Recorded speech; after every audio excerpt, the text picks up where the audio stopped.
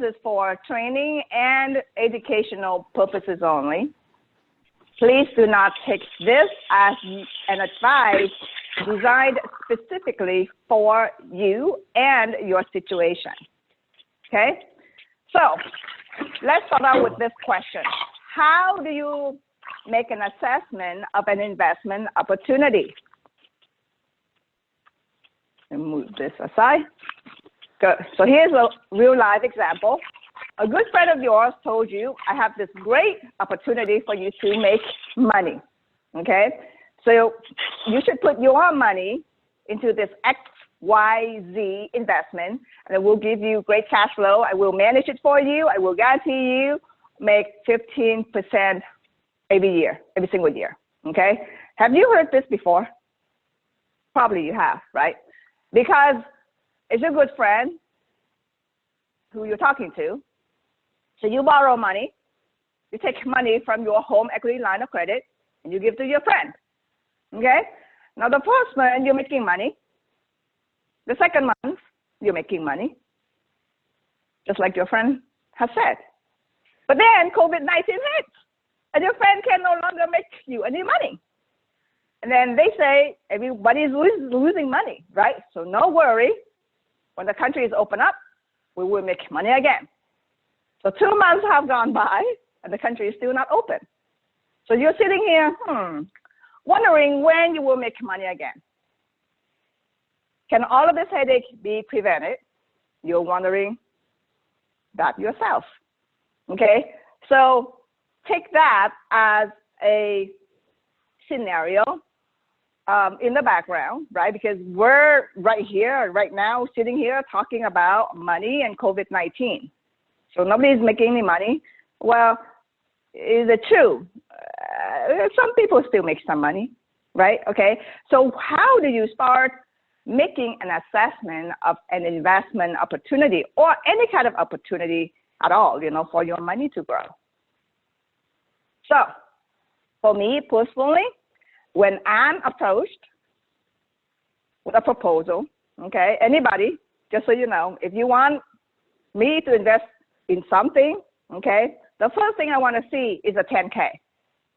So what is a 10K? Okay, a 10K is a form.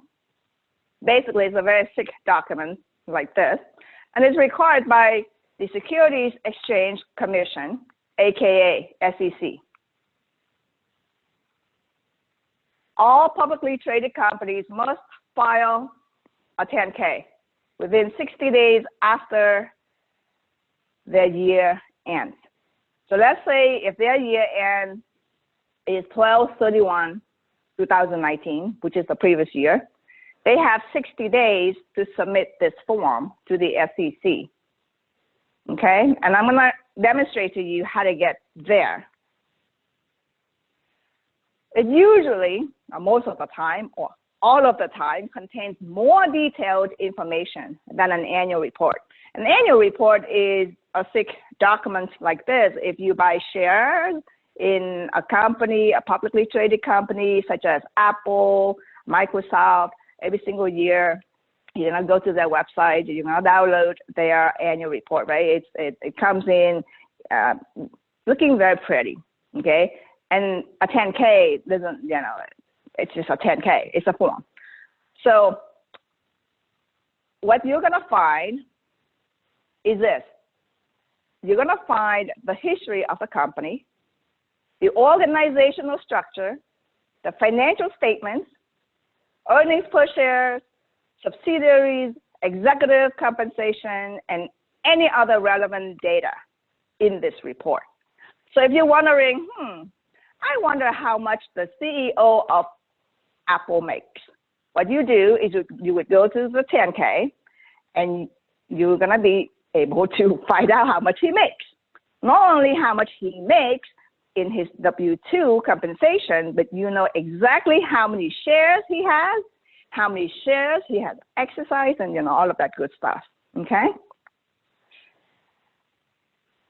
Now the purpose of having this 10K, or the SEC wants you, or you, not you, the individual, but a publicly traded company, to file a 10K is because the SEC wants to keep investors who invest into this company be aware of the company's financial condition, okay?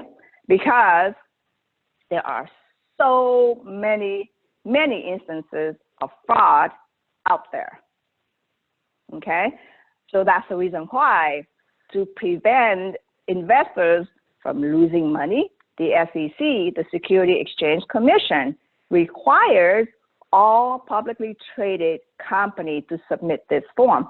Basically, to give you, the investors, the transparency that you need in order for you to make an informed decision about your investment. Does that make sense to everybody? But most importantly, as an investor myself, I'm able to make an assessment about the kind of risks involved in this particular investment or proposed investment.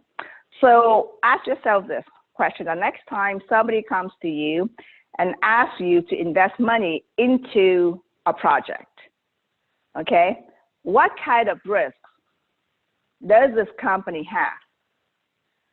Are they written? Number one. And number two, do you understand the risks involved in this investment? For me, that's extremely important. Okay, why is that important? Because I don't know if you can see this red pointer that I'm having here on the screen. See it. You have to use a mouse. Nobody can use a pointer. Yeah. Okay, nobody can use, okay. You see here, we have been, for the past 8 weeks or so, talking about wealth building, correct? Okay. So I never talked to you about, okay, you go out there making more income, okay? That's part of it. But my strategy for myself is that if I'm able to plug holes in my wealth bucket, then I should be okay. You know, I'm addressing one of the issues that I faced in this journey of building my family wealth. Does it make sense to everybody? Now, obviously, you can go out there and make more money. You know, you can have 3, 4, 5 jobs, you know, side jobs in addition to your regular W-2 income. I'm not telling you not to do that. But the secret here, in my opinion, the secret here is how to plug holes in your wealth bucket, okay? And one of the holes is market risk right here, okay? So therefore, in order for you to address that, it's extremely important that you read the 10K, because in there, you're gonna understand, you're gonna read, you're gonna be able to read all the risks associated with that investment, okay?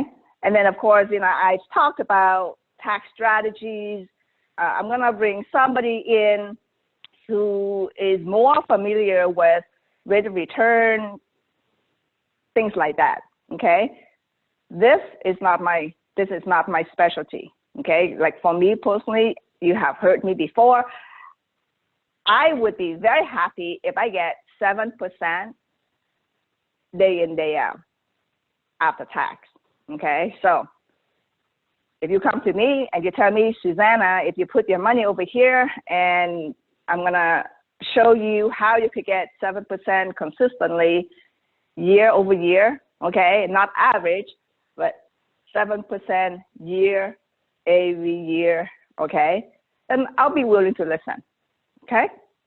So now, how is a 10K formatted? So I'm gonna go over the format of a 10K, okay? There are 5 distinct sections in a 10K. Number 1 is the business section. This section provides an overview of the company's main operation, including its products and services. In other words, how the company makes money, okay? All right, number 2, risk factors. And I highlighted these in bold, okay? These outline any or all risks the company faces or may face, okay, in the future. The risks are typically listed in order of importance. Number 3, the 10K also includes some selected financial data, not all of it, just some. Okay, so this section details specific financial information about the company over the last 5 years. Typically, I've seen 3. Okay, this section presents more of a near-term view of the company's recent performance. Number 4, what you'll find in a 10K is the management's discussion and analysis of financial condition and results of the operations. All accountants, we know this section as MD&A. Okay, so when you hear people talking about MD&A, that's the section we're talking about. Okay, so this gives the company an opportunity to explain its business results from the previous fiscal year. This section is where the company can tell its story in its own words. Financial statements and supplementary data is the last section of the 10K out of the 5. So this includes the company's audited financial statements, including the income statement, the balance sheet, and the statement of cash flows. In addition to that, you will also see a letter from the company's independent auditor certifying their scope of the review. And this is extremely important because you know what? A company can make up any numbers. I mean, if a guy comes to me and asks me to put in $10,000 into his company, for example, I'm like, okay, well, show me this. And then he may say, well, my company is not publicly traded yet. I'm like, okay, well, then thank you very much. You come back to me when your company is publicly traded because, you know, I just don't trust any numbers that anybody gives me. They can fudge numbers, and believe me, there are people out there who would fudge their numbers like all day long. That's what they do, okay? So, and then once they fudge their numbers, or they put together their numbers, their income statement, their balance sheet, and their statement of cash flows, well, who are the people who go in and audit those numbers? The independent auditors. That's it, okay? They need to give you a letter that certifies that those numbers that they put together are reasonable and accurate. Basically, that's what the letter says. That's all, okay? So now you go, okay, well, but who are these independent auditors? Can I trust them? Somewhat. Have you known of a company called Enron? WorldCom back in the day? Well, guess what? Those big companies were audited by independent auditors. Guess what? They went under, right? So nothing is perfect, but at the minimum, as an investor, this is the minimum thing that you could do to protect your money, okay? Right, so who are these independent auditors? They are the biggest accounting firms in the world, by far the biggest. All Fortune 500 companies, or 1,000 Fortune companies, are audited by one of the 4. Maybe some of them use the next tier of accounting firms, but most of them. Why? Because these are the best of the best. Okay, so Deloitte, PricewaterhouseCoopers, Ernst & Young, KPMG, Pete Marwick, AKA, I call them an alphabet soup, PwC, DT, EY, KPMG. Now, these companies are LLPs, limited liability partnerships, so you're not going to be able to find their 10K on the SEC's website, okay? But their reputation is known for the past century or so, okay? So who are they? They are just a network of accountants and consultants around the world, and they speak the same language, English. I'm just joking. They're accountants, okay? They're consultants. So they speak their own accounting language, auditing language, consulting language. That's what I'm talking about. All of them were created in the 1800s. Yes, they have gone that far. And throughout the histories, they have been consolidated. There used to be a big 8. There were 8 firms that did this kind of work. And then the industry itself got consolidated, and it went down to a big 6. And now, for the past 20 years or so, we end up with 4 largest accounting firms. And then some of them ventured into consulting practices. So they bought a whole bunch of consulting businesses to augment their revenue stream and to provide more comprehensive service platform for their clients. Okay. Now, not many investors really understand what these companies do exactly. So they don't know there's something called a 10K and the importance of it, right? And so that's the purpose of me being here today, to show you how important this is. For those of you who have lost money in the past to shady investments, friends, family, okay, this is the first thing I would do. And if they don't have this, too bad. Will there be investors out there who want to take an opportunity to invest in a startup as an angel investor? Yes, definitely. But that involves a lot of risk. I mean, we being here in the Silicon Valley, we have a lot of startup companies out there, okay? And these companies are run by people who are very, very young. Okay, I'm not saying that young people don't know what they're doing, but you know, once they get the money, guess what? They're on pretty much spending spree, if you will, right? Okay, so they need some, in my opinion, some adult supervision. Okay, so these independent auditors are extremely valuable firms. You know, if you want to open a startup, you may want to make sure that you get them involved.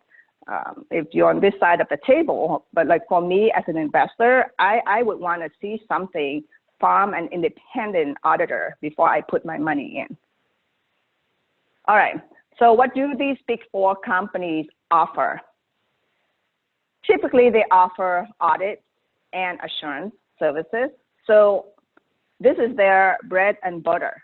Okay, that's how they make money. They would come into a company and they would audit the heck out of this company, okay, from top to bottom. If you are a CEO of a company and you have on your income statement showing $1 million of sales, I mean, they're gonna go in there and they are going to pull up invoices that you send to your customers, and they're going to contact your customers, okay, and your customer has to basically tell you, or tell them that, yes, we actually pay this company X dollars, okay? That's the kind of auditing work that these companies do. Or let's just say that you tell the world that you spend 10,000. Okay, I'm not saying 10,000. I mean, they're not going to come here and audit a company that has $10,000, of expense. Okay, you have to multiply that. But by way of example, let's say if you have an expense, okay, and they want to audit that number to make sure that you actually incur that expense. These teams of people, I mean, they're going to go in and they're going to make sure that you actually incur that expense. So that's the kind of fine, calm work that they do in their audit, right? Because a lot of investors invest money into this company. And so they have to do that kind of detail work to make sure that all the numbers being presented to the world are reasonably accurate and reliable, Okay, so that's all they do. Make sense, everybody? Audit and assurance. That's their bread and butter. Service. Not so sure about in terms of revenue. And then the next service is their tax service. They would provide tax compliance as well as tax consulting.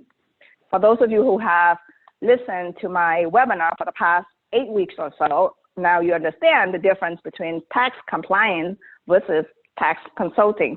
And then on top of audit, tax, they also provide consulting services.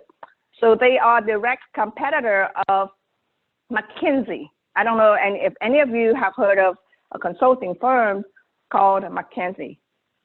Okay, so they're competing for clients, but they want to get a piece of the pie. So they also went into consulting as well. Okay, now what industries do they serve? Everything, every industry. Yes, there ain't any industry that the Big Four don't serve, period. They even go in and they do governmental audits. Okay, if you have a nonprofit, let's say if you're a person that have a lot of money and you open a nonprofit, okay, and you get money from people who donate your nonprofit, okay, and then you go to your friend, you tell your friend, hey, buddy, I have this nonprofit, you want to donate? Well, if your friend is a very financial savvy person, he would go like, oh, dude, yes, I want to donate into your profit, or show me your financial statements, audited financial statement, okay? Yes, so I do that. So before I donate my money into a nonprofit organization, I would go to their website and I would look at their audited financial statements. And if they don't have one, that means it's a fake to me. I don't know if I can trust whatever that they're telling me. Okay, I'm not saying that they're fake, but you know, nobody's auditing their numbers, so how do I know, right? Okay, so for example, I would go to the Red Cross, right? You're gonna see their 990 form there, their tax form, and all of that. So the Big Four, they do that. They do, as you can see, they do work in all kinds of industries. We being in the Silicon Valley here, the industry that I was intimately involved with was this one right here, technology, media, and telecommunications, okay? All the Silicon Valley Big Four firms deal with this and this, real estate, private equity, okay?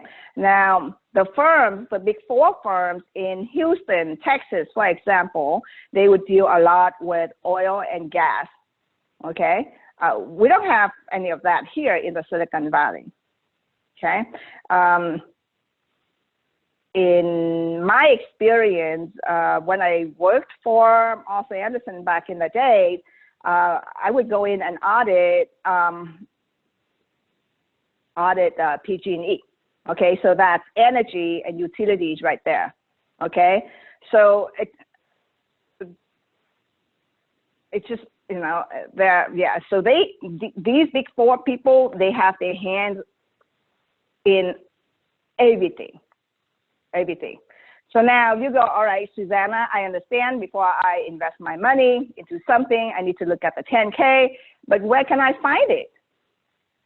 Well, this is where you can find it, okay? SEC.gov.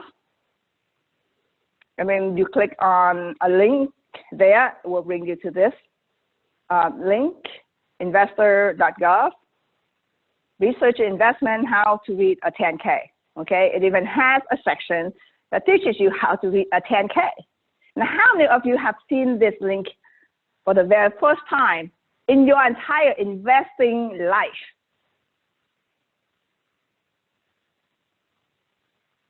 All right, okay, 2 people have seen this. So I guess the rest of you have seen this before and you know how to read the 10K.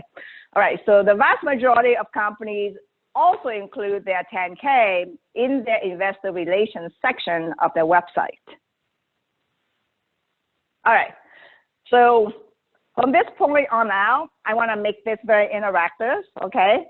so that you can ask questions, and because I know that we have to end in about half an hour, so by 11 o'clock, and then we're gonna open this up for Q&A. So I don't know, honey, do you want to open this up so that people can start asking questions, and make this more interactive? Okay. So Wells Fargo is a Bay Area company, okay? It's right here in the Bay Area. The headquarters is in San Francisco, okay? So I picked them, plus I'm also their customer. So I go, all right, how do I trust Wells Fargo, right?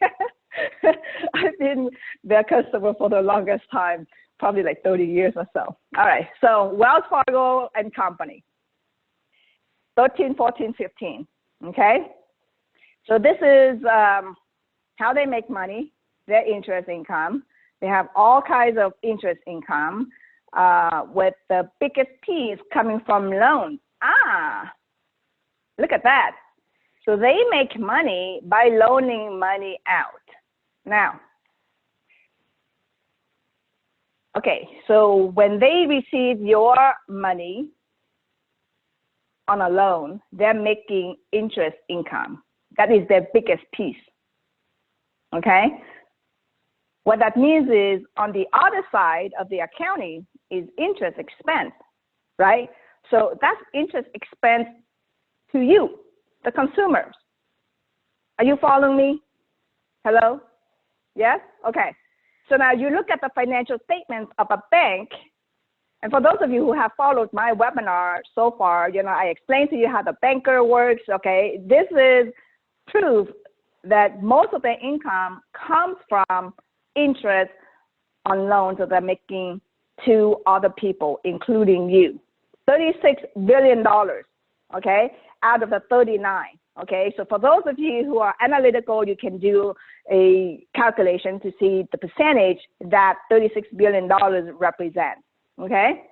So now you go, all right, so if this is a game, a money game, okay, and I know how the banker makes money, how can I minimize my interest expense so that I keep more of what I make? The money is not going to Wells Fargo.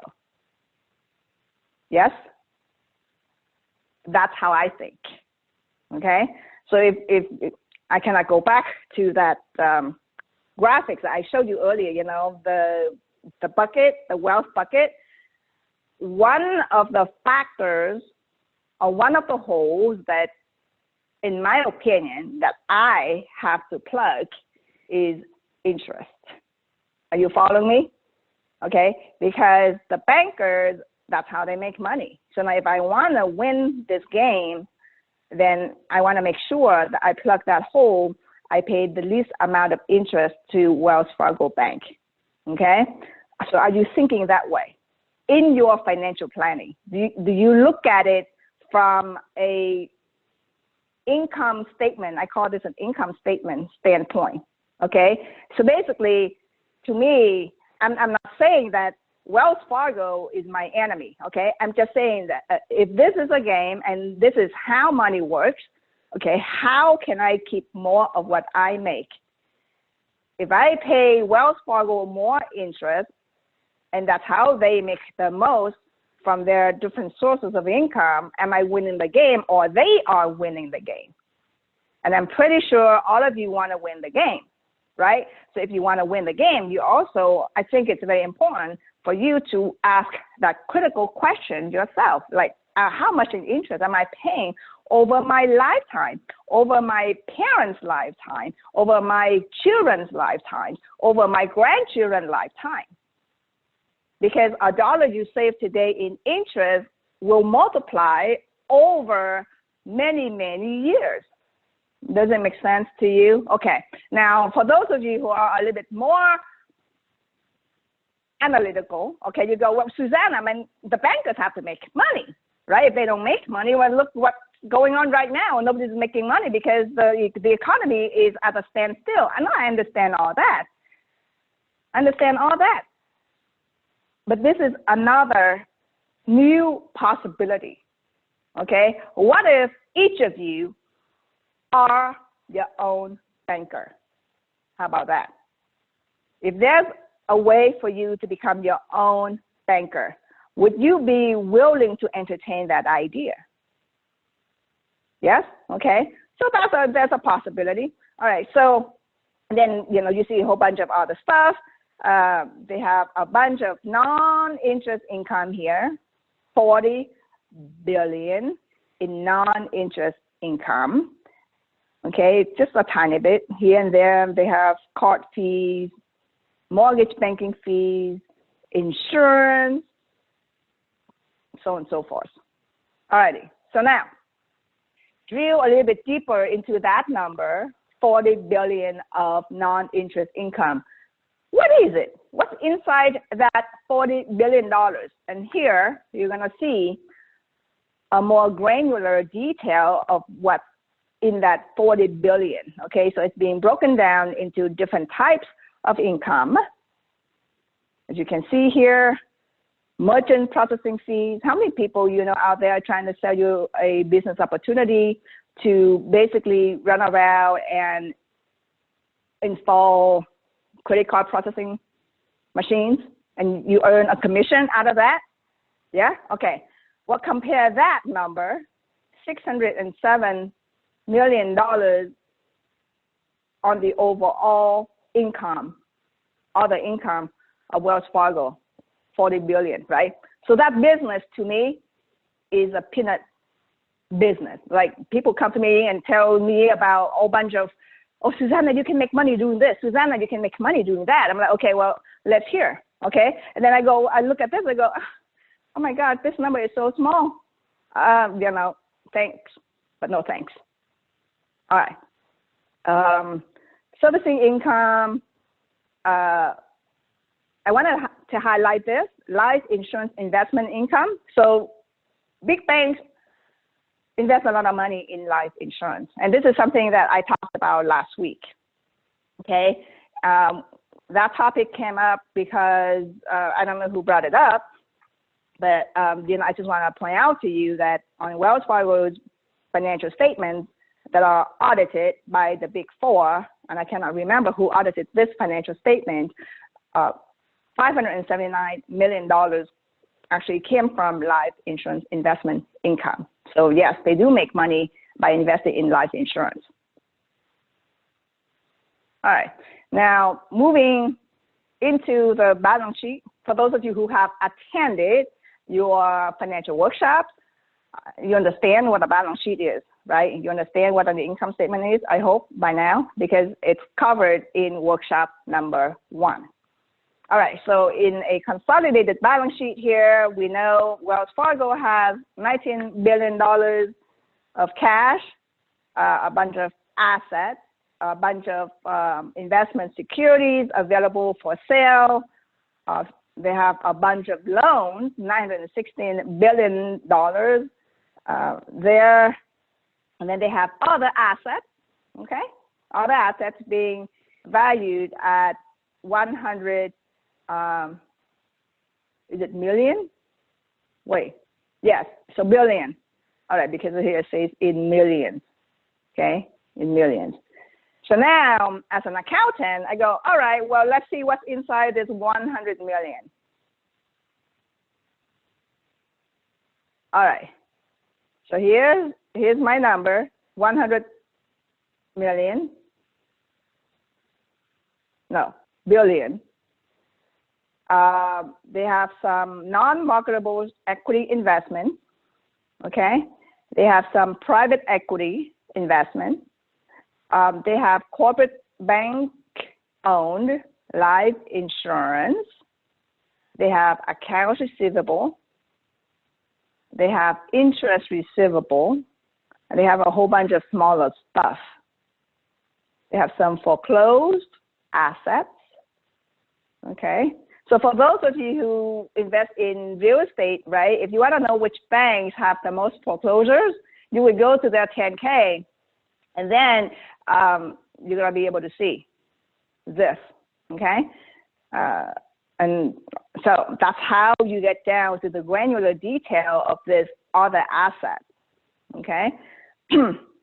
Again, I wanted to yellow highlighted this number because a lot of people do not see the importance of having a portion of their money in life insurance. Okay, as a matter of fact, if you think about it, if a banker like Wells Fargo is winning the money game because over 90% of its income comes from interest from people like us, paying them because we borrow money from them, when you say that they really know what they're doing, when you say so, okay? And if you look at their balance sheet and you see a line item that says corporate and bank-owned life insurance, doesn't that make you wonder what's going on?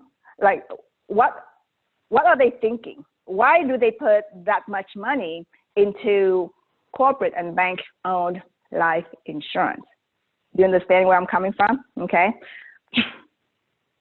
So now, in this 10K, it also shows you the amount of taxes that it's paying to the government. Make sense? Around the world. So this is a global rate, okay? I call it ETR.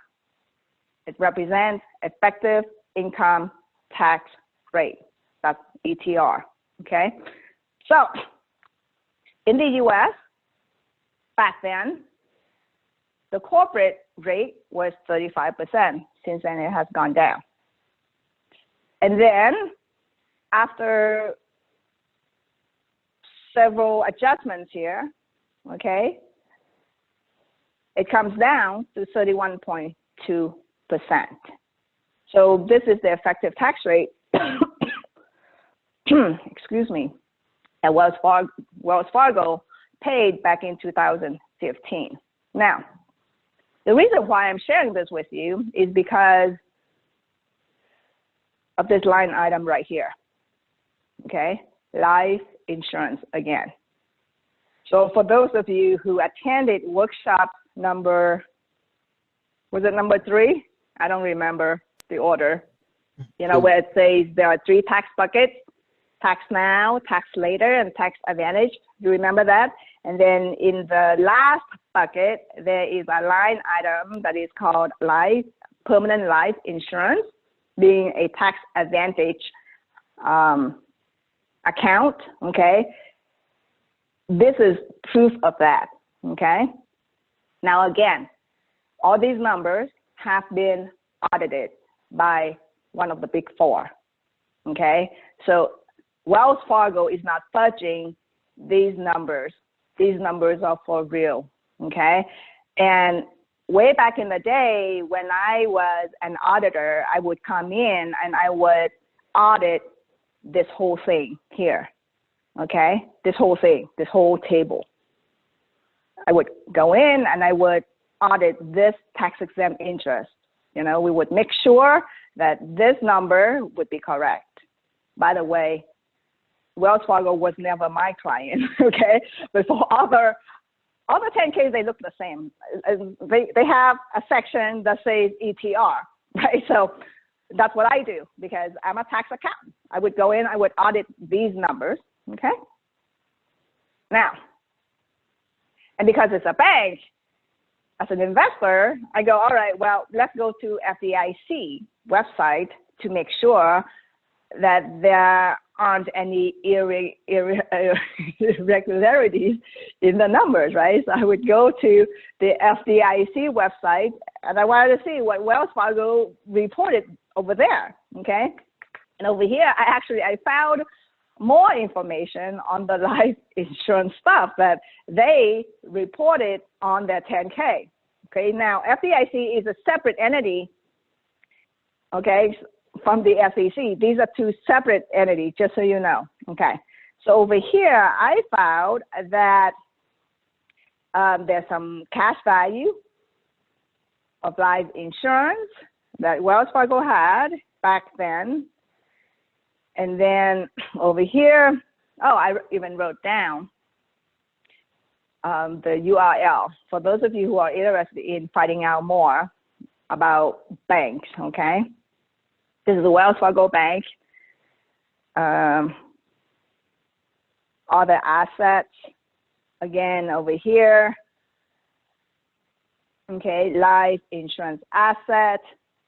Okay, now you're gonna see a very interesting thing about banks is that most banks use life insurance. And that's the reason why on this form, okay, this form is a form, okay? It's not something that Wells Fargo have come up and given it to the FDIC. I mean, it's a form and they have to like fill it out, okay? So on that form, the FDIC, they already know, okay, bank in general, banks, they need to report their life insurance assets, okay? They have general account of for the life insurance assets. They have separate accounts. They have hybrid accounts, okay? So that's beyond the scope of our discussion